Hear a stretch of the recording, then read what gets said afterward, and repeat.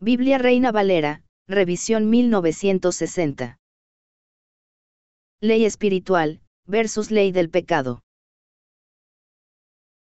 Porque sabemos que la ley es espiritual, mas yo soy carnal, vendido al pecado. Porque lo que hago no lo entiendo. Pues no hago lo que quiero, sino que hago lo que aborrezco. Y si hago lo que no quiero, apruebo que la ley es buena. De manera que ya no soy yo quien hace aquello, sino el pecado que mora en mí. Y yo sé que en mí, esto es, en mi carne, no mora el bien. Porque el querer el bien está en mí, pero no el hacerlo. Porque no hago el bien que quiero, sino que hago el mal que no quiero.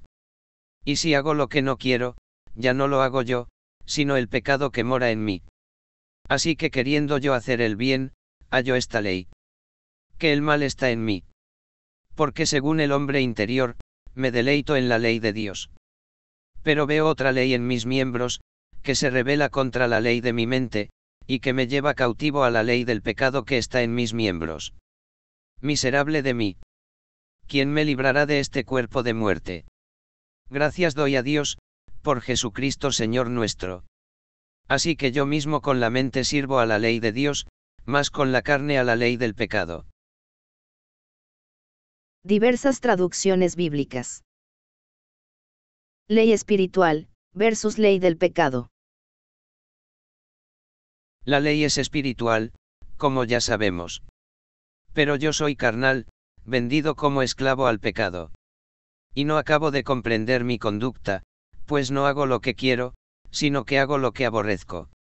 Pero si hago lo que aborrezco, estoy reconociendo que la ley es buena. De manera que ya no soy yo quien hace aquello, sino la fuerza del pecado que actúa en mí. Que bien reconozco que nada de bueno hay en mí, es decir, en mi naturaleza carnal dominada por apetitos desordenados. Pues aunque hallo en mí la voluntad para hacer el bien, no hallo cómo cumplirla. El querer consiste en mí, pero no el consumar lo bello. De hecho, no hago el bien que quiero, sino el mal que no quiero. Y si hago el mal que no quiero, no soy yo quien lo hace, sino la fuerza del pecado que actúa en mí. He descubierto la existencia de esta ley. Queriendo yo hacer el bien, descubro que el mal está en mí. Pues en el hombre interior me deleito en la ley de Dios. Pero advierto que en los miembros de mi cuerpo hay otra ley, que está en guerra contra la ley de mi mente, y me encadena a la ley del pecado que está en mí. Desdichado de mí. ¿Quién me librará de este cuerpo que me lleva a la muerte? ¿Quién me librará de esta mortífera concupiscencia? Gracias sean dadas a Dios, por medio de Jesucristo Señor y Rey del universo. Resumiendo. Yo mismo sirvo con el Espíritu a la ley de Dios. Pero con la carne, vivo esclavo de la ley del pecado. Abre mis ojos, oh Señor, y contemplaré las maravillas de tu ley. La misericordia insondable de Dios, su absoluta soberanía, su sabiduría infinita, su omnipotencia, su santidad y su justicia, la mente eterna de Dios, en la medida en que concibe y determina todo lo que será, y cómo será gobernado, se dejan ver a la luz de la razón humana, por medio de la ley de Dios. Todas las cosas sujetas a la divina providencia, son gobernadas y medidas por la ley de Dios. Sin embargo, aunque la ley de Dios es maravillosa, se encuentra velada para el hombre. De aquí se puede entender que el espíritu del hombre debe saber elevarse por encima de las pasiones pecaminosas de la naturaleza carnal. Entonces el hombre, al moverse en la esfera del espíritu, será capaz de contemplar las maravillas de la ley de Dios. Pero ¿qué debo hacer para abrir los ojos, y contemplar las maravillas de la ley de Dios? Respondió Jesús a Nicodemo, diciéndole: en verdad te digo, que el que no naciere de nuevo, no puede ver el reino de Dios. En el Antiguo Testamento, Dios redime al pueblo de Israel de la esclavitud en Egipto. Después, por medio de la ley de Dios, establece un pacto con su pueblo. El hombre está llamado a ser santo, por medio de una correcta relación de pacto con el Señor Dios, y a través de la obediencia a la ley de Dios. En el Nuevo Testamento, al llegar la plenitud de los tiempos, Dios redime a los hombres de la esclavitud del pecado. Jesucristo Rey del universo, al llevar la ley de Dios a su perfecto cumplimiento, por medio de una vida perfecta en santidad, demuestra ser el Cordero de Dios que quita el pecado del mundo. La víctima expiatoria perfecta y aceptable a los ojos de Dios, sin defecto, y sin mancha de pecado. Dios cumple su promesa, se reconcilia con los hombres, y establece una alianza nueva y eterna, por medio del sacrificio que Jesucristo Rey del universo lleva a cabo en la cruz, al derramar su preciosa sangre para efectuar la expiación de los pecados.